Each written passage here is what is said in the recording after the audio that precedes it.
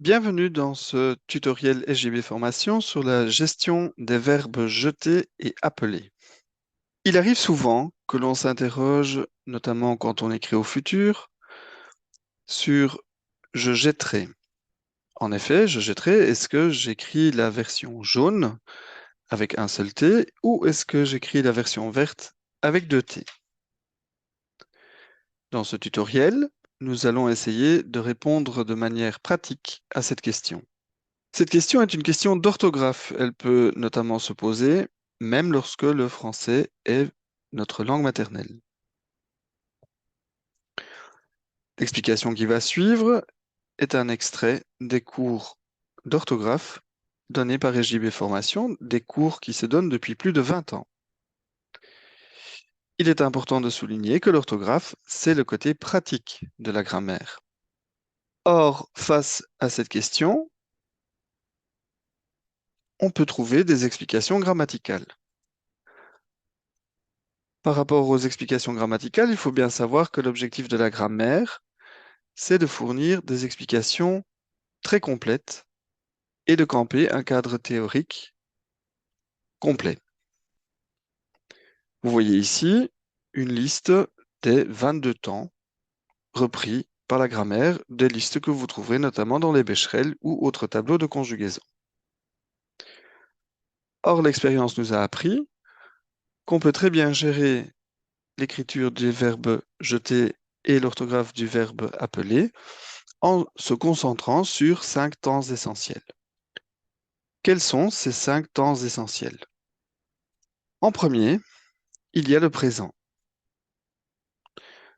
2, l'imparfait. 3, le futur, également appelé futur simple. 4, le conditionnel. Et 5, le subjonctif présent. Essayons de fixer ces 5 temps à l'aide d'un exemple en utilisant le verbe de référence regarder. Lorsque l'on écrit Chantal regarde une série, le verbe regarder est conjugué au présent. On s'exprime ici au niveau de l'ici et du maintenant. Si on veut s'exprimer au passé, on utilisera un imparfait, notamment pour parler de 1987. C'est ce que l'on trouve dans la phrase Chantal regardait une série. Pour parler de la semaine prochaine ou de l'année prochaine, on utilisera un futur. Dans la phrase Chantal regardera une série, le verbe regarder est conjugué au futur. Le conditionnel présent, lui, il est très proche par rapport à sa formation du futur simple, ce qu'on observe lorsque l'on écrit Chantal regarderait une série, mais sa valeur au niveau de la communication est bien différente. Chantal regarderait une série suppose une condition, par exemple, si elle avait le temps. Pour terminer, le subjonctif présent apparaît naturellement derrière il faut que. Et donc dans la phrase il faut que Chantal regarde cette série, regarde est un subjonctif présent. Ce que l'on peut démontrer par une phrase supplémentaire, je dirais il faut que Chantal fasse la vaisselle et non pas il faut que Chantal fait la vaisselle.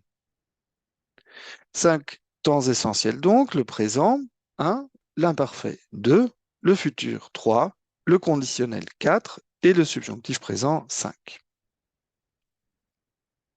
Avant de passer à l'explication schématique, fixons également le principe strict de l'irrégulier.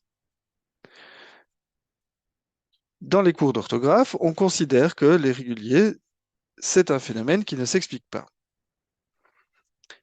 Par exemple, lorsque l'on s'interroge sur la forme vous faites, il faut constater qu'il s'agit là d'une forme irrégulière. Une chose que les enfants vont souvent en disant vous faisiez.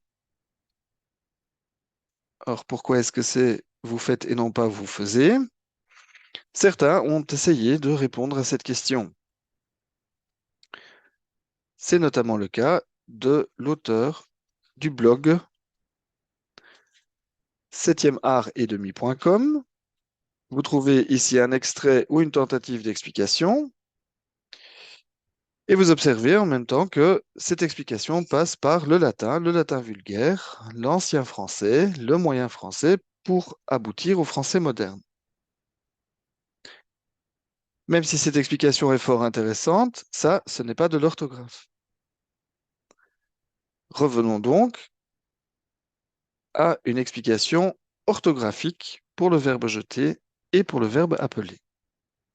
Repartons donc de l'interrogation. Lorsque j'écris je jetterai, est-ce que je mets un T ou est-ce que je mets deux T? Version jaune ou version verte? On peut faire des recherches dans des manuels, on peut faire des recherches sur des sites internet. Et au niveau de ces manuels ou de ces sites, on trouvera systématiquement une explication partant du E muet. Même si cette explication peut être intéressante, elle provoque certainement au moins deux difficultés. Tout d'abord, elle pose la question du E muet. Qu'est-ce qu'un E muet? Est-ce que c'est un E qui ne se prononce pas ou est-ce que c'est un E qui ne porte pas d'accent phonétique? Ensuite, l'expérience nous a démontré qu'il est assez fastidieux d'analyser à chaque fois les E muets ou la présence d'un E muet dans une forme verbale. Sur base de notre expérience, nous allons donc vous proposer une analyse plutôt schématique, une analyse plutôt chiffrée. L'alternative de l'orthographe sera donc le schéma chiffré que vous trouvez ci-dessous. Ce schéma part des 5 temps essentiels et ce schéma cherche à attribuer à chaque temps essentiel une cote ou une note. Pour le présent, ce sera 4 sur 6. Pour l'imparfait, 0 sur 6. Pour le futur, 6 sur 6. Pour le conditionnel, 6 sur 6. Et pour le subjonctif, 4 sur 6. Alors, comment est-ce que ça fonctionne? Dans un premier temps, nous allons illustrer ce fonctionnement au départ du verbe jeter et dans un deuxième temps, nous reviendrons au verbe appeler. Alors, attribuer une cote ou une note de 4 sur 6 au présent du verbe jeter revient à la chose suivante. Lorsque j'écris je jette, je double le T. Lorsque j'écris tu jettes, je double le T. Lorsque j'écris il jette, elle jette, je double le T. En revanche, en écrivant nous jetons, on ne double pas. En écrivant vous jetez, on ne double pas. Et en écrivant il jette et elle jette, on revient au redoublement. En observant ces formes, on s'aperçoit que à 4 personnes sur 6, donc à je, à tu, à il et elle, et de nouveau à il et elle pluriel, on double le T, alors que pour le nous et le vous, on ne redouble pas le T. Passons maintenant à l'imparfait qui a une cote ou une note de 0 sur 6. En clair, cela veut dire que en conjuguant le verbe jeter à l'imparfait, on n'aura jamais de redoublement. Et donc, je jetais un T, tu jetais un T, il jetait un T, nous jetions un T, vous jetiez un seul T, et il jetait, elle jetait un seul T. En ce qui concerne le futur, lui, porte une note ou une cote de 6 sur 6. Ce qui veut donc dire que à chaque personne, on redoublera le T. On écrira donc, je jetterai de thé, tu jetteras de thé, il jettera, elle jettera de thé. C'est là que l'on retrouve la forme sur laquelle on s'interrogeait. Le futur, on continue, nous jetterons de thé, vous jetterez de thé, et ils ou elles jetteront de thé. Le futur et les conditionnels sont des temps très proches au niveau de leur formation. On ne sera donc pas étonné de retrouver une note ou une cote de 6 sur 6 pour le conditionnel. Ceci veut donc dire que, à chaque forme, à chaque personne du conditionnel, on retrouvera les deux T. Donc, je jetterai deux, tu jetterais deux, il jetterait deux, nous jetterions deux, vous jetteriez deux, et il jetterait, elle jetterait, s'écrit également avec deux T. Passons maintenant au cinquième temps essentiel, le subjonctif présent, qui lui a une note, a une cote de 4 sur 6. Ainsi, on écrira donc, il faut que je jette avec deux T, il faut que tu jettes deux, il faut qu'il jette, il faut qu'elle jette deux. En revanche, il faut que nous jetions un, il faut que vous jetiez un, pour ensuite retrouver les deux T dans il faut qu'il jette, il faut qu'elle jette. En résumé, pour avoir une gestion efficace du verbe jeter, il suffit de suivre le schéma. Alors d'autres verbes qui sont eux-mêmes construits sur jeter suivront la même logique. Donc, lorsque on écrit je rejette la proposition, au présent, on doublera le T. En revanche, comme le présent a une cote, a une note de 4 sur 6, en écrivant nous rejetons la proposition, on n'aura plus qu'un seul T. Et pour revenir un instant au futur, lorsque l'on écrit les responsables rejetteront la proposition, on aura deux T, vu que le futur a une note, a une cote de 6 sur 6.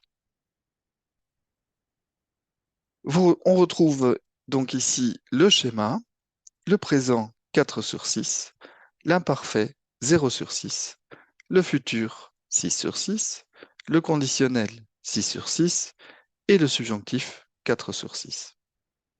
Ce même schéma servira au niveau du verbe appeler, un verbe sur lequel bon nombre d'enfants, mais bon nombre d'adultes également, s'interrogent. En réalité, ce verbe appeler donne lieu à une double interrogation. Faut-il deux P? Alors là, la réponse, c'est oui, certainement oui. Pourquoi? Mais parce que le verbe appeler n'est pas un verbe irrégulier au sens strict. Comme ce n'est pas un verbe irrégulier au sens strict, sa base, autrement dit son radical, est stable. Il ne faut donc pas s'interroger sur les deux P. En revanche, le L que l'on trouve ici connaîtra quant à lui une variation, mais de nouveau, cette variation respecte le schéma des notes ou des cotes. Ainsi, pour le présent, on retrouvera le 4 sur 6. J'appelle 2, tu appelles 2, il appelle 2, nous appelons un seul L, vous appelez un seul L, et de nouveau, ils appellent, elles appellent, deux L. Passons à l'imparfait. L'imparfait qui a une note ou une cote de 0 sur 6. On observe donc, j'appelais un elle, tu appelais un elle, il appelait, elle appelait un elle, nous appelions un, vous appeliez un, et ils appelaient, elles appelaient un seul elle. Ceci à la différence du futur. Le futur qui porte une note ou une cote de 6 sur 6, il est donc logique de retrouver un redoublement du L à chaque personne du futur.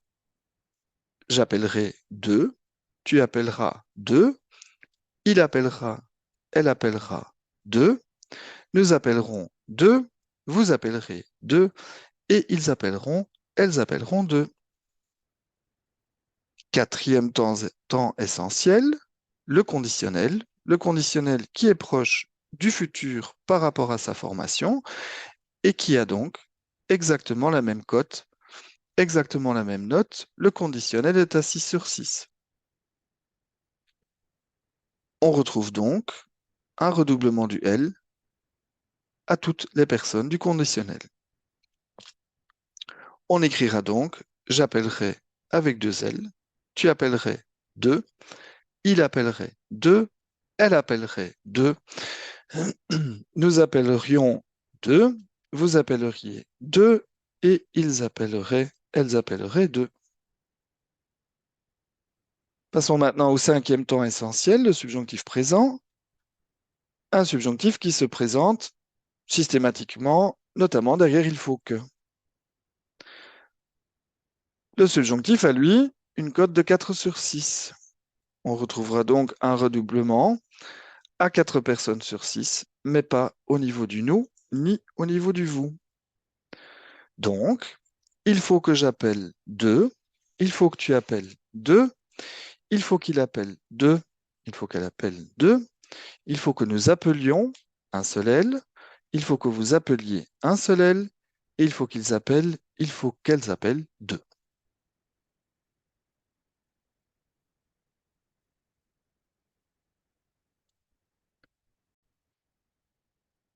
Résumons donc, est-ce que le verbe appeler a toujours deux P, pardon? Oui, il a toujours deux P.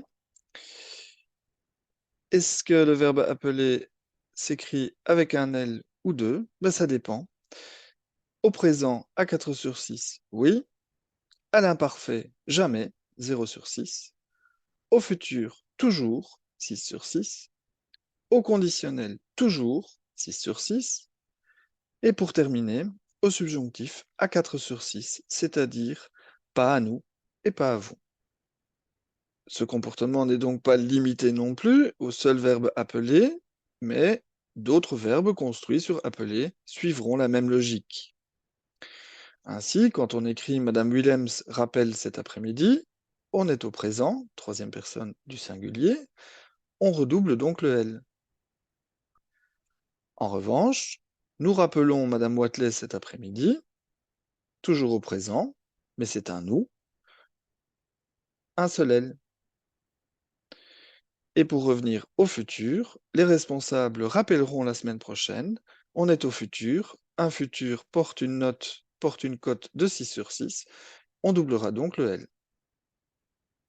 Cette explication vous a plu?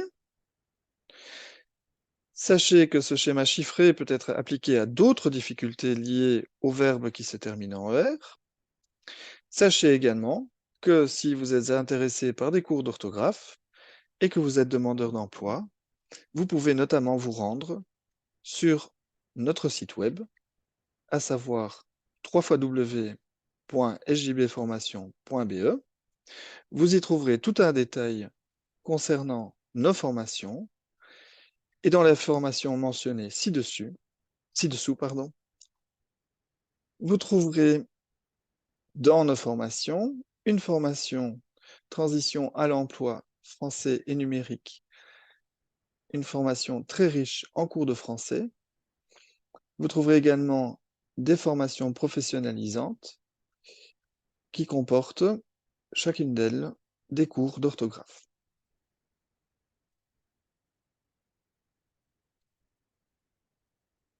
À bientôt!